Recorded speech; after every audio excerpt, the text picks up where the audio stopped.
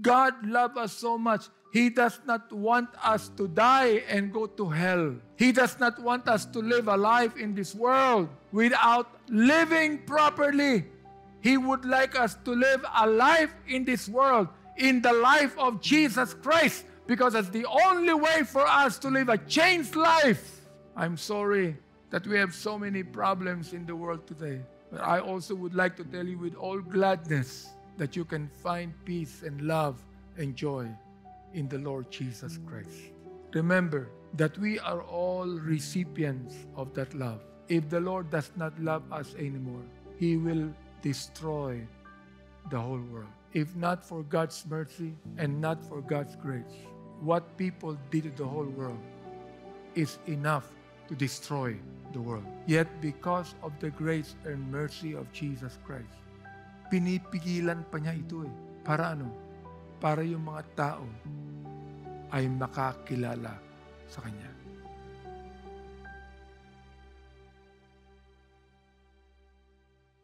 May 25, this year, I gave a message that I am going to give today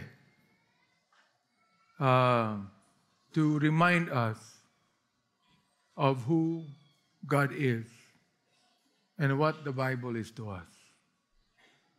Now, all of us believe that God is love, isn't it?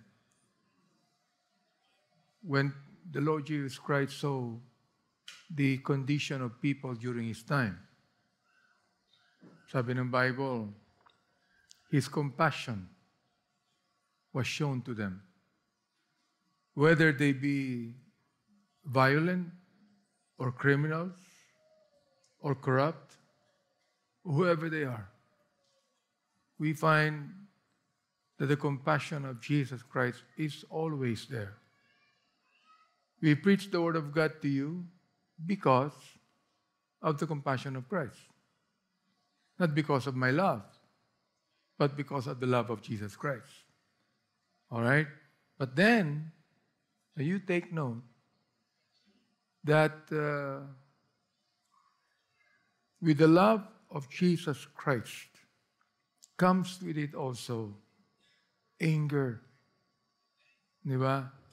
I mean, tulad ng mga magulang ninyo o mga magulang natin. Ako, nung bata pa ako, sagana ako sa palo ng magulang ko. Hindi ibig sabihin, hindi ako mahal ng magulang ko. Ang ibig sabihin lamang yan, pinapalo ako sapagkat ako'y nagkamali. Ako'y nagkasala. Kung nakakita ka ng magulang na sinasabi na hindi ako nagagalit sa mga anak ko, I'm telling you, yung mga anak na yan, lalaki yan ng mga palalo. Lalaki yan ng mga sutil. Why? Because one of the ingredients of true love is what? Getting angry with wrong things. Di ba? Getting angry with the bad things that we do. And we do not tolerate that. Ako, sa aking pagtanda, I have to realize that my patience is getting thinner. Oo. That is part of getting old. Eka nga, hindi lang yung you're getting old, but you're also getting sick. Oo. Pag may sakit ka, hindi maganda yung utak mo eh. Di ba? Hindi maganda yung utak mo. Madali kang magalit. Hindi po yun sumpong galit yun. Ganon din ang Panginoon natin. So today, gusto kong buksan nyo sa Psalm 7 and verse number 11. O, alam niyo yung 7-11, di ba? O, huwag niyong kailimutan yun, ha? Psalm 7:11. O, habang tayo nakatayo, sa pagbasa natin ng salita ng Diyos, pagbigay galang sa salita ng ating Panginoon, tingnan natin ang sinasabi dito ng salita ng Diyos. At isipin niyo mabuti. Ha? Ang sabi ko nga sa inyo, real talk po ito. Amen ba? Walang bulahan dito. Hindi kayo nakikinig sa misa. Nakikinig kayo sa mensahe ng salita ng Diyos. Tunay ho ito. Walang kasinungalingan to. Di ba? Mas maganda na, sabi nga ng isang poet, mas maganda nang marinig mo, ang isang salita na totoo ang sinasabi, kesa 10,000 salita na puro kasinungalingan. Ikaw, anong palagay mo? Di ba? Mas maganda nang sabihin sa akin, pangit mo, kaysa yung sabihan ako ng 10,000 salita. Ganda mo. Tapos mamaya uutang. Di ba? Yun ang gusto kong sabihin sa inyo lahat. Ito ang sinasabi ng Panginoon na, tandaan nyo, sinasabi to sa akin, sinasabi sa inyong lahat. Anong sabi? Sa Psalm 7:11. God judgeth the righteous. So kahit na matuwid, pupunta ng judgment yan. Huwag niyong iisipin, sapagkat maganda ginagawa mo, hindi ka nahahatulan ng Diyos. Hahatulan ka pa rin eh. Naunawaan niyo ba? Pagka minsan sinasabi natin, wala naman akong ginagawang masama eh. Hindi ako hahatulan. Kasama ka pa rin sa kahatulan ng Diyos. Yan ang sabi, God judgeth the righteous. And then what? God is angry with what? With the wicked. Kailan? Every day. Ayan. Bible yan, ha? Hindi ako nagsasalita. Bible yan. Ang Diyos ay nagagalit sa masama araw-araw. Araw-araw. Itong mga bagyo at kalamidad na ating naranasan ay hindi ito gawa ng Diyos. Gawa ng tao ito. Naunawaan niyo ba? Oo. Bakit napakaraming bagyo? Ina-alter ng tao ang environment eh. Oo. Kala niyo ba, yung mga tinatawag nating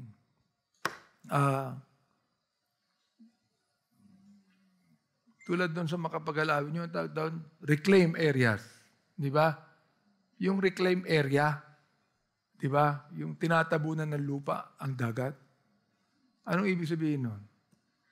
Development-wise, okay yan. Pero natural-wise, masama yan. Because we are altering the environment that God gave to us. Naunawaan niyo? Oo. So nakikita niyo ang tinatawag nating global warming. Ba't may global warming? Sapagkat nauso na yung mga spray. Alright. And whatever spray it might be, bumubuga ng chemical yan eh. It affects the environment. And therefore, when chemicals affect the environment, it affects the health of the people. Naunawaan niyo? Naunawaan niyo ba? Kaya wag natin isisisi agad sa, Diyos may pakana niyan eh. Hindi. Yung bang flood control na project, Diyos ba may pakana niyan? Hindi. Yung mga baha, Diyos may pakana niyan? Hindi. Tao yan. Sa kaswapangan ng tao. Sa pag-ibig ng pera ng tao. Ipinapahiwatig lamang ng Panginoon sa atin. Ibig sabihin, yung mga bagyo niyan, pwede naman pigilan ng Panginoon yan, di ba? Pwede pigilan yan eh. The question, bakit hindi pinipigilan? Bakit hinahayaan ng Panginoon dumating yan? Para matuto tayo. Hello? Para makita natin ang ginagawa natin sa mundong ito. Binago eh. Napakarami ng alteration na ginagawa ng tao sa mundo. Distraction ng ating mga kagubatan. Yung because of commercialism, ninanakaw na Pati yung mga, alam niyo ba, na ultimong black sand sa Pilipinas, ini-smuggle yan patungong China. Oh, do you realize that is included, that the problem we have with the West Philippine Sea? Kasama dyan ang pag-quarry nila ng black sand sa Zambales. Oo. Kunyari, West Philippine Sea yan. Pero ninanakawan tayo ng China ng black sand. Ninanakawan tayo ng China ng white sand. Do you realize that? And that is altering the environment. Ano to? Real talk ito. Hindi nyo ito mapag-aaralan sa mga teacher nyo na kahit scientist yan. Dito nyo mapag-aaralan yan. Nakuha nyo? Real talk yan. Sino ayaw ng white sand? Ang beach. Am I right? Pero nilagay ng Panginoon yung white sand doon sa mga lugar na dapat niyang pagkalagyan. Na hindi dapat yan kunin ng tao para ilipat sa ibang lugar. See? Yun ang gusto kong sabihin sa inyo. Kaya nakalagay sa Bible, God is angry with the wicked every day. Kahit na yung salita natin, kahit na yung fashion natin, kahit na ano yung ginagawa natin sa ating katawan. So nakikita nyo na ngayon, pati muka ng babae, ina-alter niya. Ililipat niya yung kilay niya. Di ba? Tatanggalin yung pilik mata, papalitan ng kulot.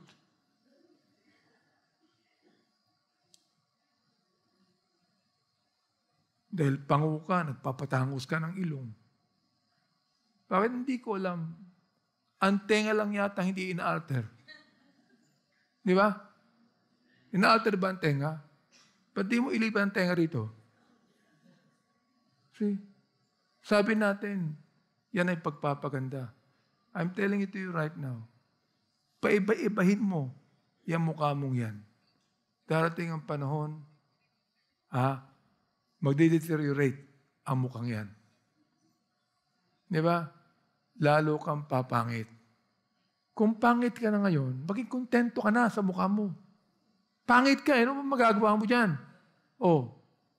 Hindi po ako makapag-aasawa. Humanap ka ng pangit din.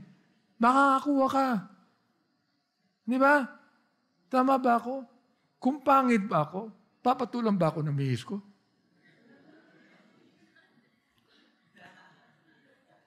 Di ba? Yan. Kaya ang title ng message ko today is the anger of God against the wicked. Bible yan, di ba? The anger of God against the wicked. Manalangin tayo. Heavenly Father, we come before your throne of grace today. We ask that you be the one to bless this message, Lord, that will come from you, not from me, not from my own mind, but from the Word of God. May you now please bless everyone today. I pray now you be the one to undertake and bless. In Christ's name we pray. Amen. Amen. You may be seated. Now, look Ito, sinabi ko na, sasabihin ko ulit. We must first remember and establish the truth. And what is the truth? That is the reason why you are here today. To learn what? To learn the truth. Tama? Kung puro kandito kayo, puro kasinungalingan ang marinig nyo, bakit pa tayo nagkaroon dito ng ganito? Di ba? Pag pinag-usapan ng salita ng Panginoon, totoo yan. Oo. Itong ini-establish natin, we must first remember and establish the truth. Ano yun? That God is holy. God is holy. In Psalm 19, in Psalm 99 and verse 9. O madaling matandaan, di ba?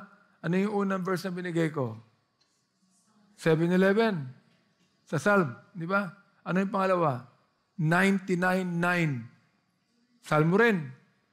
Oh, anong sabi? Exalt the Lord our God and worship at His holy hill. For the Lord our God is what? Holy. Banal. Walang anumang kilatis ng kamalian. Walang anumang ayota ng karumihan. Holy. Yan ang Diyos. Yan ang dapat matandaan ng bawat isa, that God is different from man. Man is not holy. Am I right? Man is a sinner, but God is holy. According to Deuteronomy chapter 32 and verse number 4, ang sabi, God is our rock. And when you speak of God being the rock, He is the embodiment of truth. The embodiment of truth without any wrongdoing, just and right. According to Deuteronomy chapter 32 verse number 4, He is the rock. His work is what? Perfect. For all His ways are judgment. A God of truth, and without iniquity, just and right is He. Ayan. With that basis, I now would like to direct your attention to the pronouncement of God to human beings like you and me. Alright? So ano ang pronouncement niya? Ang sabi ng Bible, the sins God declared He hates. I hate these sins. Ang sabi niya. So nakikita nyo na pinapaunawa na ng Panginoon to sa mga kalamidad eh. Am I right? Kahit na sinabi ko sa inyo, it is man's fault that these calamities come. Pero pinapahintulot ng Panginoon, dumating to sa atin. For what reason? To remind us of who we are. Hello? Naunawaan niyo ba ako? To remind us of who we are. Ngayon, even in this service today, anong ginagawa ko? I am trying to titillate your mind upang mag-isip kayong lahat. Am I right? Binigyan tayo ng Panginoon ng kaisipan para isipin natin ang mga bagay na ito. Hindi kayo mga tanga. Tama, mali? Isipin nyo. O ngayon, pwede nyo sabihin, tama ba ang sinasabi ni Bene Abante? O mali ang sinasabi ni Bene Abante? Alright. Now, look Proverbs chapter 6. Isa-isa natin Sapagkat alam ko, kayong mga bisita, hindi nyo pa nababasa ito.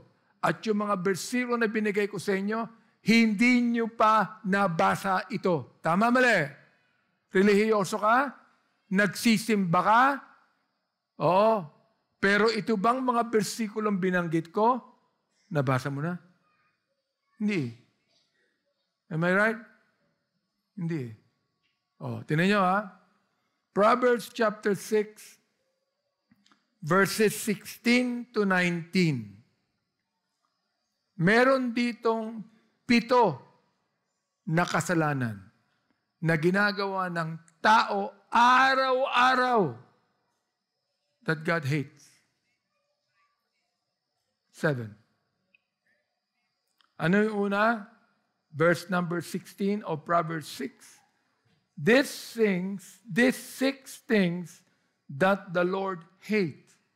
Yea, 7 are an abomination unto Him. Now you take note that hindi lang hate ang ginamit dito. Ang ginamit pa dito, abomination. Ibig sabihin, God is not only angry, but God abhors. Ano yung una? A proud look. O, alam niyo yan, di ba? Alam niyo yung proud look eh. A proud look. Oo. Itong mga kasalanan ito, hindi lang ngayon to eh. Kahit nung dati pa. Kasalanan na yan eh. Kahit nung panahon pa na nagkasala si Adan saka si Eva, yun na yan eh. Hindi nagbabago yan. A proud look, it does not change. Pride, according to a writer, pride is the subtlest and yet most deadly of the 7 sins. Anong yung subtlest? Yung pang hindi halata. Maraming taong mayabang, hindi halata kasi sila mismo hindi naniniwalang mayabang sila. Tama ba ako? Wala namang taong mayabang na naniniwalang mayabang siya eh. Hello? Kaya sinabi ko, subtlest. Yan ang unang-una, a proud look. Ano yung pangalawa? A lying tongue. The tongue, according to the book of James, kung nabasa niyo si James, tandaan niyo yung aklat, James. Basahin niyo ron, James chapter 3. The tongue is the deadliest organ of the body. Deadliest yan. Ang sabi ni James, halos lahat ng hayop pwede mong i-domesticate. Ang tongue hindi. Can you imagine? Di ba? Ahas, pwede mong alagaan yan. Tigre, pwede mong alagaan. Pero yung tongue, nako, hindi mo pwedeng pigilan yan. Yan ang pinaka-deadly na organ ng katawan. The effect is what? The effect is destruction of every institution. Akala niyo ba, nangyayari ang digmaan sa pamamagitan ng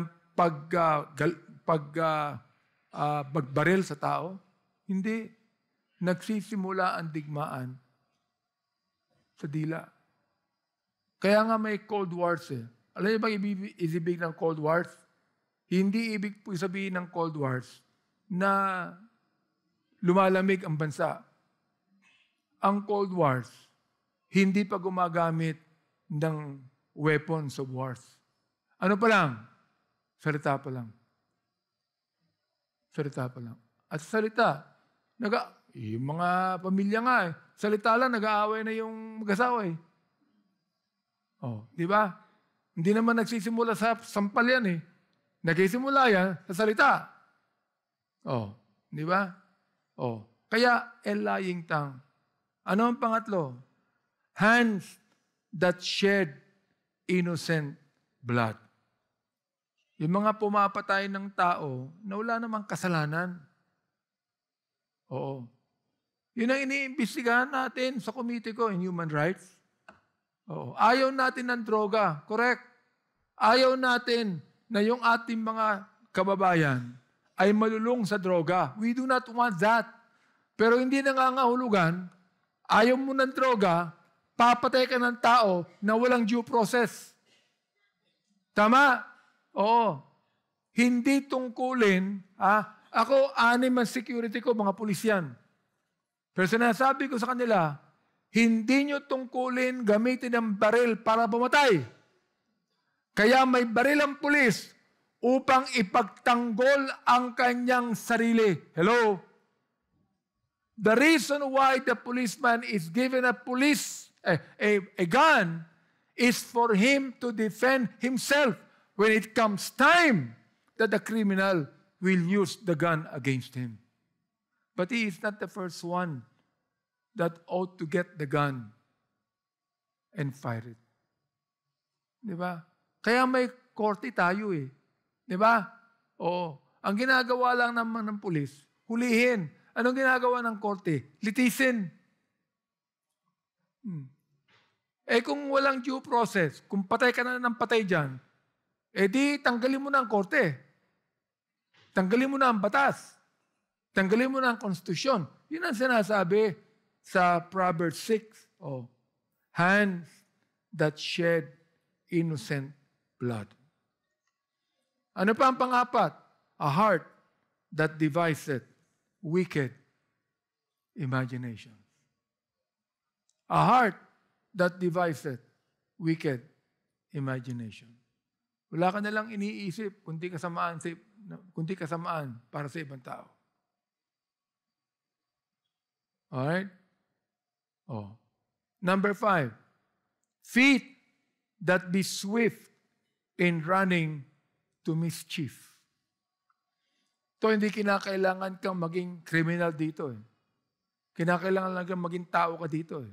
A man, however young he is, a man, however good he is, his feet is always quick in running to mischief. Yun. God hates that.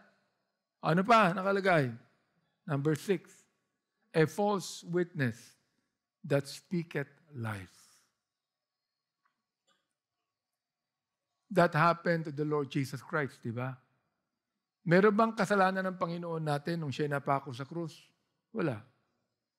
Kaya siya napako dahil lang sa kasalanan ni Benny Abante.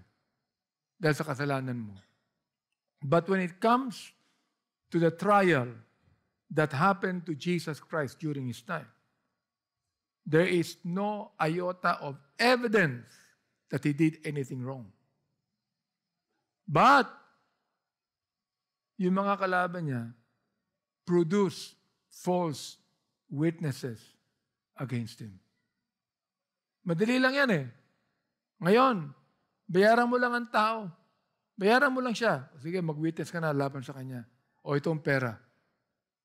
Sasabihin niya na ang gusto mong pasabi sa korte. Yan ang problema natin sa ngayon.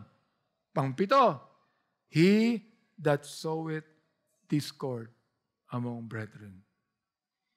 Yung mga nagtatanim ng galit, nagtatanim ng kasamaan, sa mga kapatiran, sa mga kamag-anak mo. O hindi ba ngayon sa ating panahon, in the Philippines, we have property problems, we have land problems. And who are the ones fighting against that? Brothers and sisters. Relatives. Nagpapatayan pa rin yan sa lupa lang. Meron akong alam pinatay ang magulang dahil lang sa lupa. Meron akong kausap na isang pastor ngayon, minasaker ang magulang niya. So yung nagmasaker ng magulang niya, uncle niya. Bakit? Dahilan sa 137 hectares of land. Di ba?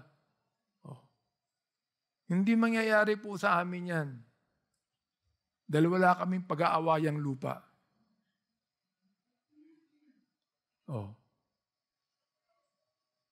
Yung mother ko, may minanang lupa yan. Anong sabi ng father ko sa kanya? Bigyan mo na sa kanila yan. Hindi mo naman natin kailangan yan. May langit tayo. Am I right? May langit tayo. Pagdating mo sa langit, ano ba kailangan ng lupa? Hindi na Now, can you imagine, kakarampot na lupa, makikipagbarilan ka? Makikipag-away ka?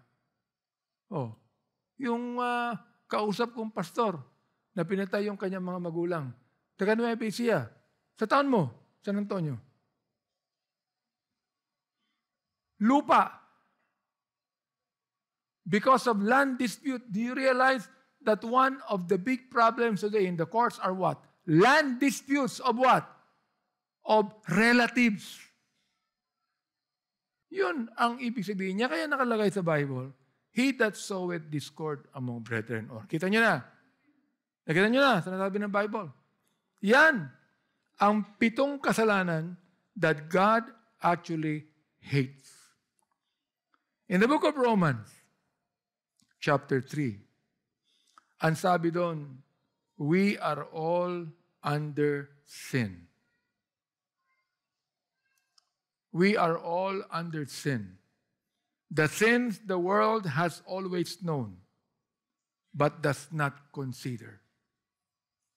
Makakakita ka ba ng mga tao na nagsasabi pa, hindi naman ako makasalanan . Tayong lahat makasalanan. Kahit kamukha ko pa si Virgin Mary. Makasalanan ka. Naunawaan niyo ba? Oo. Mas makasalanan pa yata yung mga kamukha ni Virgin Mary. Oh. Can you imagine, dahilan sa ganda ng mukha mo, magiging prostitute ka. Dahilan sa ganda ng mukha mo, babae ka, mag-uubad ka sa harapan ng mga tao. See? Oh. People use even their own beauty. For what? For sinful things. That's the problem. Oo. O, basahin natin ang Romans chapter 3, verse 9. Anong sabi doon? What then? Are we better than they? Ang sabi ni Apostle Paul sa mga naniniwala sa Bible, mas better ba tayo kaysa kanila? Ha? O kayong mga member dito, mas better ba tayo kaysa sa mga hindi member dito? Anong sabi ni Paul? Hindi. Pare-pareho tayo. At kung hindi sa biyaya ng Panginoon, pare-pareho tayong sa impyerno ang punta. Amen ba? Alright. So ang sabi, what then? Are we better than they? No. In no wise. For we have before proved both Jews and Gentiles, lahat ng tao, that they are all under sin. Meron ka nga mga tao na ang tiwala mo sa kanila cannot even be questioned. Di ba? I mean, you trust them with all your heart and all your life. All of a sudden, gagawa ng kalokohan sa'yo. See? Why? Because we are all under sin. Hello? Kaya mo lang hindi ginagawa, yung ginagawa nila, sapagkat natuto ka ng salita ng Diyos. Hindi ba? Kaya hindi ko ginagawa yung ginagawa ng iba, sapagkat tinuruan ako ng salita ng Diyos. At ngayon, hindi ako pwedeng magsalita sa inyo ng ganito kung hindi ako example. Naunawaan niyo ba? I should be an example of doing what is right for me to tell you what is right. Kalokohan. Kung hindi ako example sa inyo ng doing what is right, pagkatapos nagpipits ako in doing what is right, wala akong pinagkaiba sa mga sinungaling. Ganon din ako. Naunawaan niyo? Alright.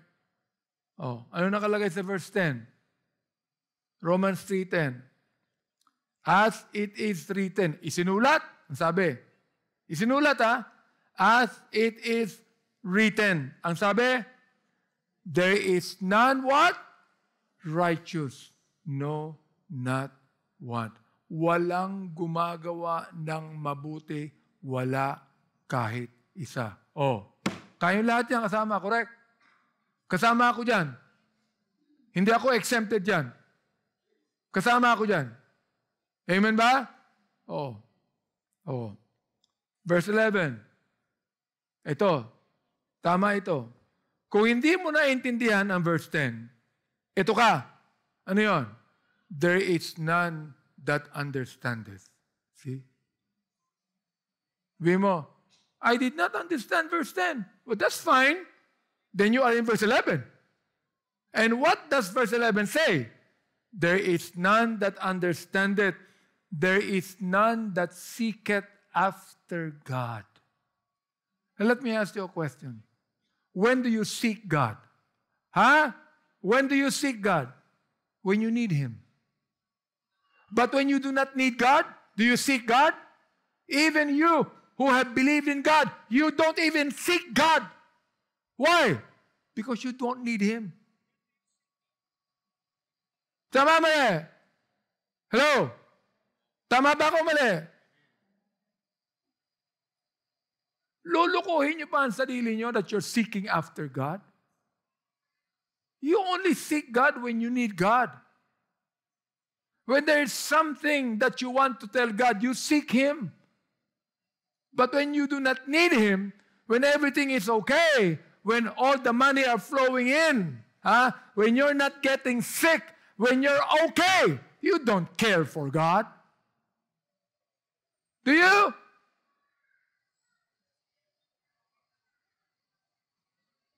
Do you? You don't care for God. Ngayon, nakikita ninyo, bumagyo sa Cebu, babagyo ngayon, halos lahat ng Pilipino tumatawag sa Diyos. Pero yung walang bagyo, tatawag ba sa Diyos niya mga yan? Hindi. That's the problem that we have in this whole wide world. And that is what I am telling it to you right now. I hope that you will listen. Now, you either believe in what the Bible says, not what I say, or you dismiss it and say, I don't believe in it. It's up to you. I cannot force you to believe. I cannot even force you not to believe. It's your decision. Di ba? Oh. Ngayon, iba na ngayon ng English. It's your decide. Oh. Iba na ngayon ng English eh. Oh. Verse number 12. You do not want to accept verse 10? You don't want to accept verse 11? And you're not included there? Then you are included in verse number 12. Ano yun? They are all gone out of the way. Di mo alam eh. Di mo alam eh. They're all gone out of the way. Ano ba nakalagay? They are together become unprofitable. Lahat kayo naging walang kapakinabangan. Alright? And then it says, there is none that doeth good, no, not one. Do you believe that? There's none that doeth good. You think you're good? No, you're not. Do you think I'm good? No, I'm not. I am a human being with a sin nature, and if not for the grace of God, I will be bound for hell forever and ever. And that is the kind of warning that we need today. O ito, mas nagiging grabe, di ba? Verse 13. Their throat is an open sepulcher. Anong ibig sabihin ng their throat is an open sepulcher? Lalo pang binigyan ng emphasis nung sinabi, with their tongues they have used deceit. The poison of asp is under their lips. Anong ibig sabihin nito? Hindi ba ngayon, usong-uso yung mga 4-letter word na mura? Di ba? F-U. Alam niyo yan, di ba? English pa. Yun lang ang English na alam mo eh. P-U. Ang Pilipino, 10 salita, 11 mura eh. Alright? Ang alam natin magmura, yun ang ibig sabihin ng their throat is an open sepulcher. Dito, pag ako nagsalita dito ng parang mura, hindi ako nagmumura. Ang Panginoong Jesucristo, nagsalita na hindi maganda eh. Pero totoo eh, di ba? Anong tinawag niya kay Pedro? Dito ka sa likod ko, Diablo. Tinawag niya Diablo si Pedro eh. Bakit? Ang ugali niya, Diablo eh. Oh, anong sinabi ni John the Baptist? Sa mga Pharisees, yung mga Pariseo, yan ang nagsasabi na hindi kami gumagawa ng kasalanan. Pero nung sabi ni John the Baptist, kayo mga henerasyon ng mga ulupong, ye generation of vipers. Ano ang tawag ng Panginoon kay Herod? Ang sabi niya sa mga apostol, sabihin mo nga dyan, sa hayop na yan. Tinawag ng Panginoon si Herod na hayop. Hindi yun mura. Totoo yun. Pero ngayon, nabubuhay tayo sa mura ng bawat tao. Verse 14, whose mouth is what? Is full of cursing and bitterness. Makinig kayo, especially kayo mga bisita, hindi lang dito, sa lahat ng gawain natin. Yan, pakita mo, lahat ng congregation natin. Narinig ako, ng more than 6,000 to 10,000 na mga taong nakikinig sa akin ngayon. Bible itong binabasa ko. Whose mouth is full of cursing and bitterness. Verse 15, their feet are swift to shed blood. Verse 16, destruction and misery are in their ways. Verse 17, and the way of peace have they not known. Do you think that a person who does nothing but curse have peace? Tell me. Do you think that a person who thinks of nothing but money has peace? Do you think that a person who always wants to hurt somebody else has peace? No. And there's only one person that can give you real peace. And I experienced that. Jesus Christ.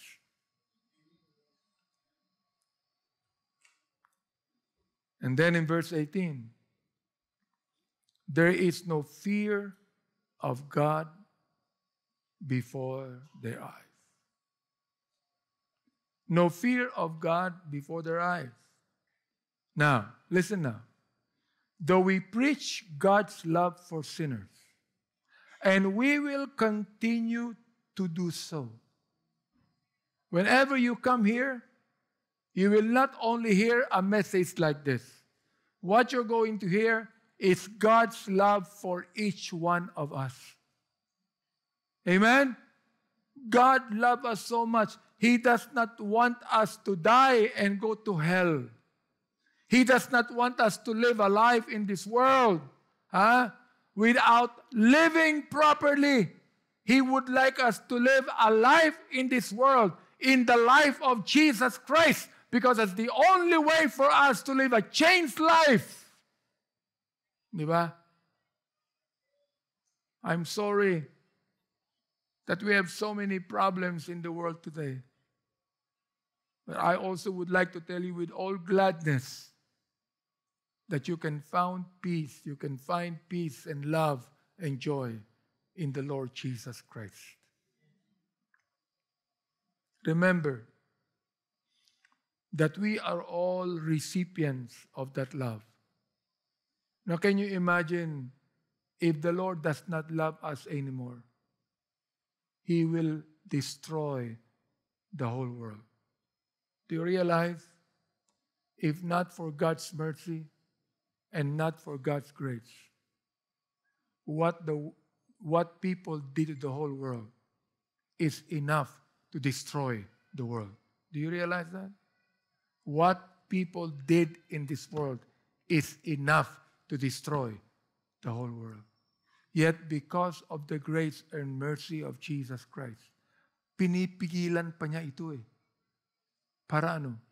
Para yung mga tao ay makakilala sa Kanya. Alright? So, we are all recipients of that love. But we must also warn sinners. We must warn sinners of His justice and fairness, that even the righteous will be judged. Even the righteous will be judged. In His holiness and justice, the Lord Jesus never broke God's law given to Moses. When He became man, He fulfilled the law. And by fulfilling the law, He became the substitute for us. tayo na dapat mamatay sa kasalanan.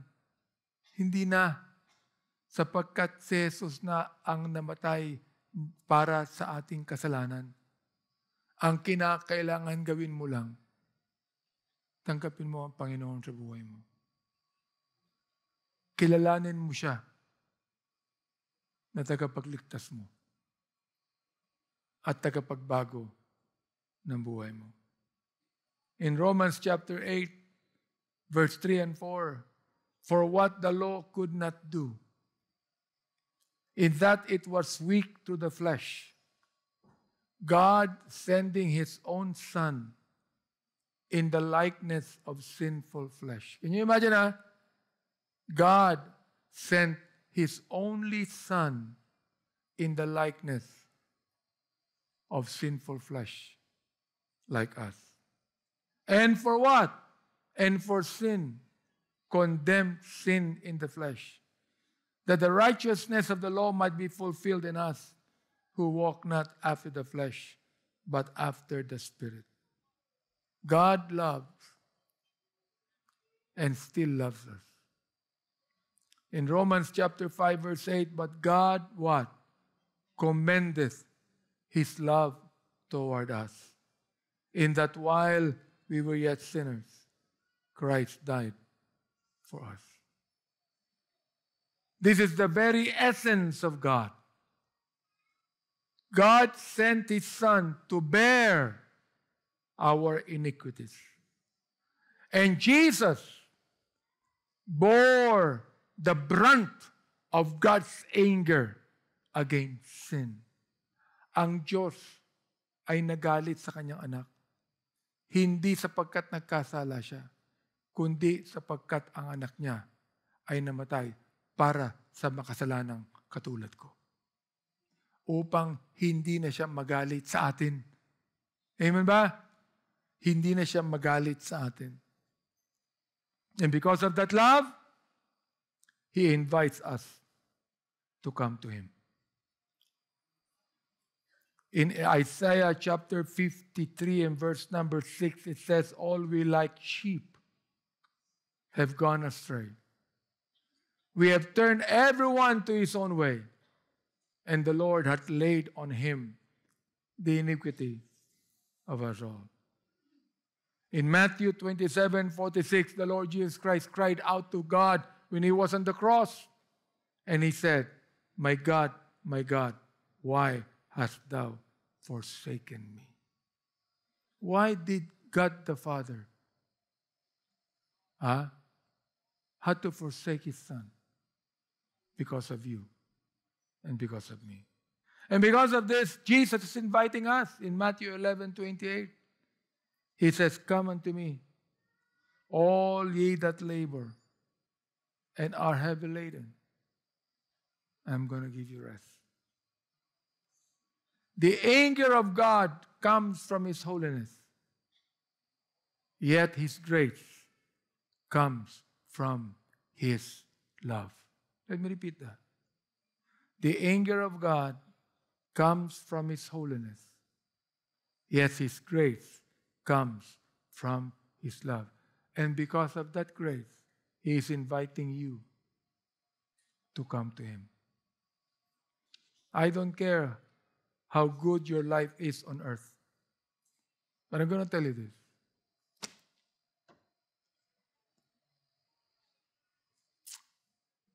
Everything in this earth will make you tired, will make you weary, will make you to quit, will make you anxious, will make you depressed. Do you realize that? I don't care if you earn good money. I don't care if you have good friends.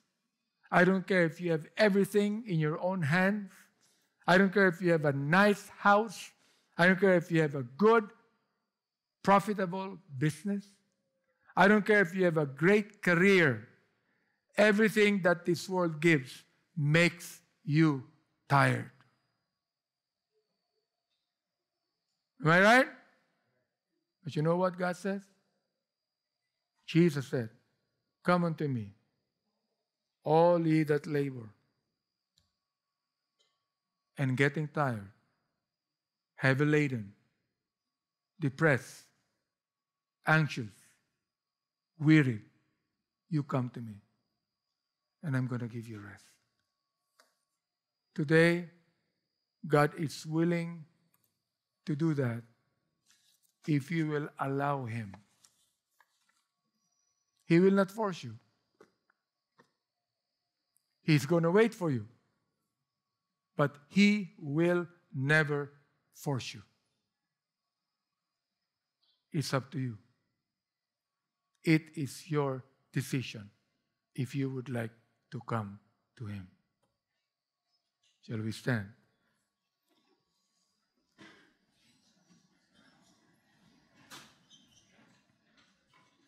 Every head be bowed, every eye be closed. You heard the message today. I am praying that you listened well. We're going to invite you after I pray to come to Jesus Christ. It is your decision if you want to. If you do not want to, fine with me. Nothing happens to me. Every bad thing happens to you. So if I were you,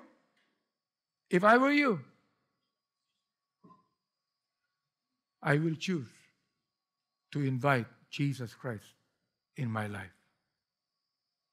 You might be young, you might be old. If you understood the message today because the Holy Spirit has given you understanding, then you come. But I, first of all, would like to speak to God's people, to every member of the MBBE.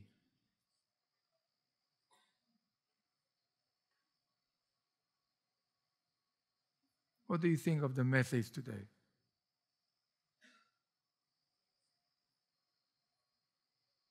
Are you obedient to God? Are you serving Him? Or are you just waiting for heaven to come? And that's it. No. We always say this. We are saved to serve. Do you realize that? We are not saved to go to heaven, folks. That is already given. We are saved to serve God. What I'm doing now is serving my God. How about you? Are you serving yourself? You're serving somebody else? You're serving your family? Or you're serving God? Before I call the sinners to repentance, I would like to call the saved to repentance too.